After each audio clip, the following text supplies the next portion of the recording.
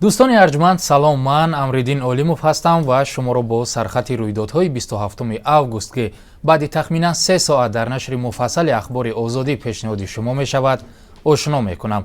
شروع می کنیم از حمله به 3 شهروند تاجیکستان در مرز با افغانستان. مقامات مرزبانی تاجیکستان می گویند که طبق معلومات های فوری حمله روز 26 اوگوست به جنگلبانان تاجیک در حدود ناحیه فرخور واقع در مرز با ولایت تخار افغانستان از سوی طالبان صورت گرفته است. در این حمله 2 نفر کشته و 1 تن زخمی شدند.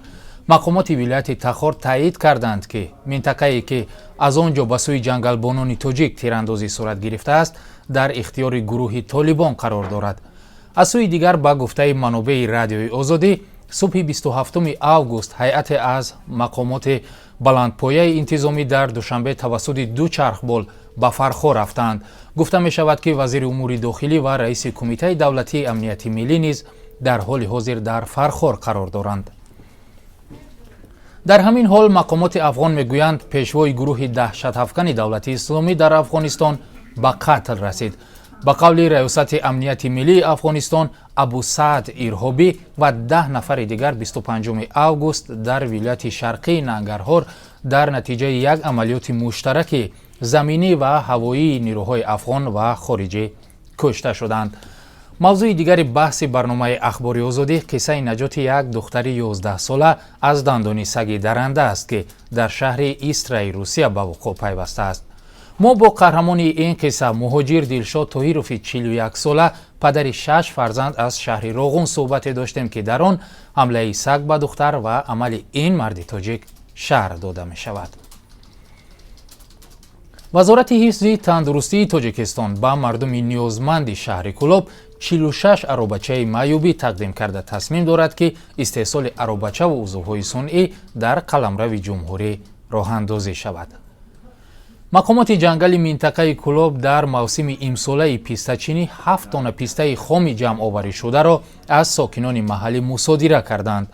در برابر مصادره حاصل پیسته مسئولان جنگل نسبت ساکنان بنابر جمع آوری غیر قانونی پیسته 67 سند ترتیب دادند. مسئولان خواجگی جنگل میگویند که حالا از 7 تن پیسته خام مصادره شده تنها از 2 تا 3 تن پیسته تازه برآمد. با گفته مسئولان اگر این مقدار پیسته پس از پخته رسیدن چیده میشد از آن تا 4 تن پیسته تازه کار کرد میشد. ضمناً سال گذشته در تاجیکستان 97 تن پیسته استحصال شده، بیشتر آن به خارج کشور صادر شده است. حالا در تاجیکستان 81,000 گکتار زمین پیسته‌زار وجود دارد که بیشتر این در حدود ولایت ختلان جایگیر است.